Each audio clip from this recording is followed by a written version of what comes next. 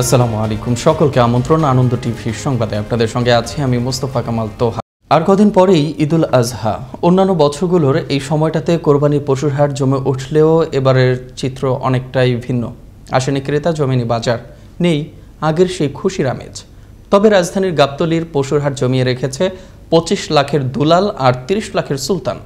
এছাড়া ক্রেতা শূন্যতায় অলস সময় পার করছেন বিক্রেতারা। সহকর্মী মুসা মিয়ার প্রতিবেদন। গত বছরের ন্যায় এবছরও এখনও জমে ওঠেনি কুরবানি পশুর হাট। যে সময় ক্রেতা বিক্রেতার হাক ডাকে জমজমাট থাকার কথা, সেই সময়ই শুনশান নীরবতা বিরাজ করছে রাজধানীর অন্যতম পশুর হাট গাবতলীতে। করোনা ও লকডাউনের কারণে এখনও আসেনি পর্যাপ্ত পশু, ক্রেতা সমাগমও কম। তবুও যারা দেশের বিভিন্ন প্রান্ত থেকে এসেছেন তারা অপেক্ষমান ভালো দামে পশু বিক্রির জন্য। এদেরই একজন রংপুরের মাসুম গাজী। তিনি নিয়ে এসেছেন দেশের সবচেয়ে বড় গরু সুলতান ও দুলাল। প্রান্তিক এই খামারির প্রত্যাশা ভালো দাম প্রাপ্তির। ক্রেতারাই আসলে আমাদের মূল শক্তি, তারাই নির্ধারণ করবে তারা কত দামে কিনবে। তো আমরা আশা করতেছি সুলতানের দাম 30 লক্ষ টাকা এবং দুলালের ক্ষেত্রে দাম আশা করতেছি 25 লক্ষ টাকা। এছাড়া গাবতলীর পেশাদার গরু ব্যবসায়ীরা এখনো আনতে শুরু করেনি কুরবানির পশু। তারা বলছেন হাট জমে উঠলে ও পরিস্থিতি বিবেচনায় আনা হবে সকল প্রকার পশু। তবে ইন্ডিয়ান বা অন্য দেশের গরু হাটে আসছে না বলেই নিশ্চিত করেছেন তারা। গাড়ি তো নাই, বন্ধ, ডরে আইতে চায় না, ডবল ভাড়া চায়। তার মনে করে এই জন্য একটু আনার কষ্ট। সব মানুষ চাইছে যে মার্কেটে যাবো 10 খানতে দেখে এখান থেকে আনো। অনেক গরু আছে কিন্তু লোকজন তো এখনো কিনা কাস্টমার এখনো হাটে আসে নাই। করোনার জন্য মনে করেন কি বেশি ছাগল হাটে জমাইতে দেয় না, সেখানে 1 ঘন্টা 2 ঘন্টা হাট হয়েছে ওদের পুলিশে হাট ভাঙিয়ে দেয়। এদিকে হাট কর্তৃপক্ষ বলছেন সরকার প্রদত্ত স্বাস্থ্যবিধি ও সকল নিরাপত্তা ব্যবস্থা থাকবে কুরবানির পশুর হাটে। বিক্রেতারা ক্রেতারা সুন্দর মতো যাতে কিনা নিয়ে যেতে পারে সেই পরিবেশ তৈরি করে রাখতেছি। তো গতবার যেমন করোনার জন্য অনেকে আসে নাই, অনেকে ব্যাপারীরা গরু ফেরত দিতে হয়েছে, অনেক কষ্ট হয়েছে। এখন এইবার ব্যাপারীরা কি ওইভাবে গরু কি আনবে নাকি আবার ফেরত নেবে এটা বলা যাইতেছে না। বছরের পর বছর অতি যত্নে পশু লালন পালন করেন খামারিরা, আর বাড়তি দাম পাওয়ার আশায় রাজধানীর পশুর হাটগুলোতে নিয়ে আসেন তারা। কিন্তু এখনো হাট জমে না ওঠায় হতাশায় খামারি ও ব্যবসায়ীরা। তবুও প্রত্যাশা ন্যায্য মূল্যেই বিক্রি হবে কুরবানির পশু, হাসি মুখে ফিরবে বাড়ি। তরিকুল ইসলাম, আনন্দ টিভি, ঢাকা।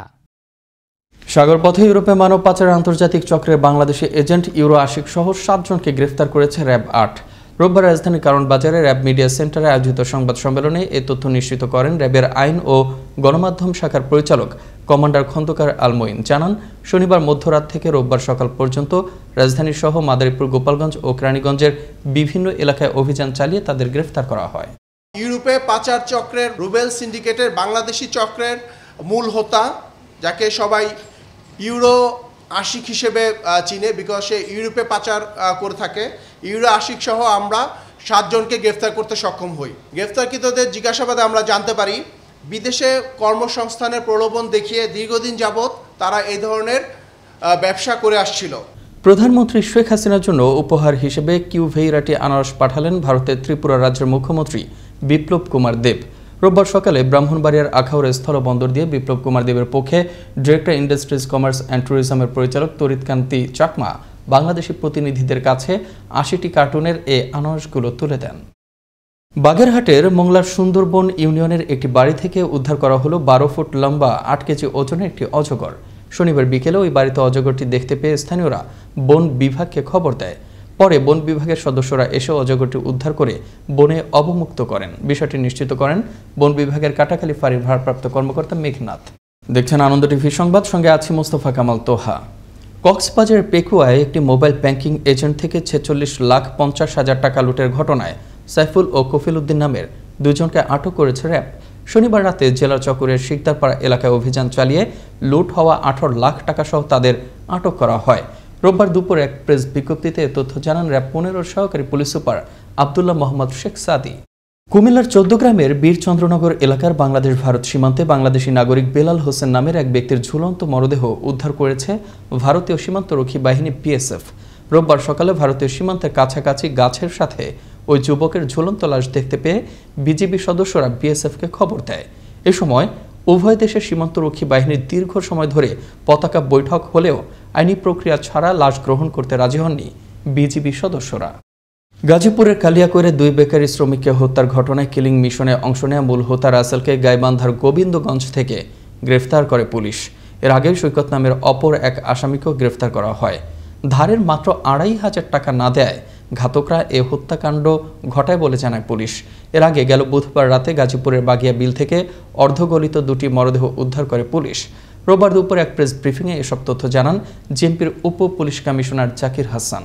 এটা মাহমুদের কাছে রাসেল টাকা পেত, এই পাওনা টাকাটা সে দিচ্ছিল না বলে এই পাওনা টাকা জেদ ধরেই তাকে এই দুজনকে প্রথমে তাদের জাদু দেখানোর কথা বলে তাদের দুজনের হাত পা বাঁধে প্রথম মাহমুদুল হাসানকে পানিতে ডুবিয়ে শ্বাসরোধ করে হত্যা করে।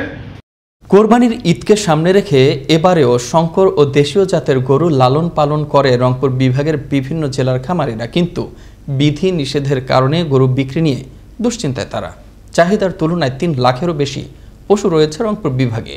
করোনায় হাট না বসার লোকসানের সংখ্যা বিক্রেতাদের। রংপুর থেকে মাহফুজ আলম প্রিন্সের পাঠানো তথ্য ভিডিও চিত্রে আরও জানাচ্ছেন ফয়সাল মাহমুদ।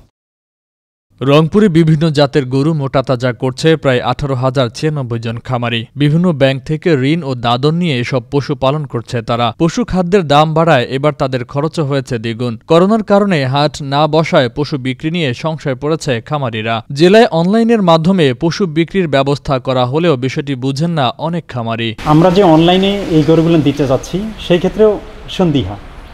অনলাইনে অনেকেই বুঝবে না যে অনলাইনে কিনবো কি করে বা বেচবো কি করে বা টাকাটা পেমেন্ট করবো কিভাবে। খারাপ অবস্থায় যাচ্ছে, কারণ যে দেশের পরিস্থিতি, এই যে আপনার হাট হচ্ছে না, সামনে যে কি হবে এটা তো বুঝতেছি না। আমরা এবার যদি গরু ঠিকমতো আমরা বিক্রি করতে না পারি তাহলে দেখা যাচ্ছে যে আমরা অনেক ক্ষতির সম্মুখীন এবং আমাদের অনেক লস হবে। আমাদেরও তো কষ্ট হবে, এখন খামার না চললে আমাদেরও তো টাকা পয়সা দিক দিয়ে সংসার।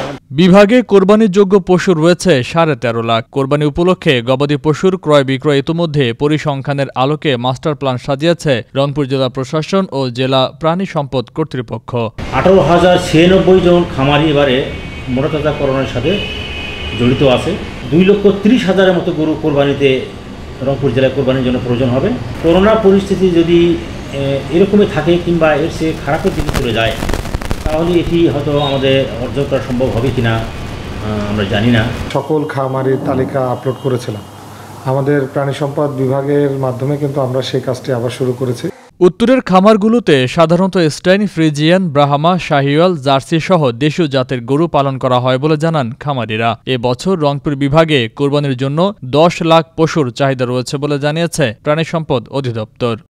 ফয়সাল মাহমুদ, আনন্দ টিভি, ন্যাশনাল ডেস্ক। রোববার সকালে কিশোরগঞ্জের কটিয়াদির জয়রা এলাকার সড়কের পাশে একটি মরদেহ দেখতে পেয়ে স্থানীয়রা পুলিশকে খবর দেয়। পরে লাশটি উদ্ধার করে হাসপাতালের মর্গে পাঠায় পুলিশ। স্থানীয়রা জানান মরদেহটি এলাকার চিহ্নিত ডাকাত মহরম আলীর। ডাকাতির টাকা ভাগ বাটোয়ারাকে কেন্দ্র করে এই হত্যাকাণ্ড হতে পারে বলে প্রাথমিকভাবে ধারণা করছে পুলিশ। ঘটনার সত্যতা নিশ্চিত করেন কটিয়াদি মডেল থানার ভারপ্রাপ্ত কর্মকর্তা SM শাহাদাত হোসেন। ময়মনসিংহের ভালুকায় মোবাইলে ফ্রি ফায়ার গেমে আসক্ত হয়ে ব্রেন স্ট্রোকে মৃত্যু হল স্বাধীন নামের 9ম শ্রেণীর এক স্কুল শিক্ষার্থীর।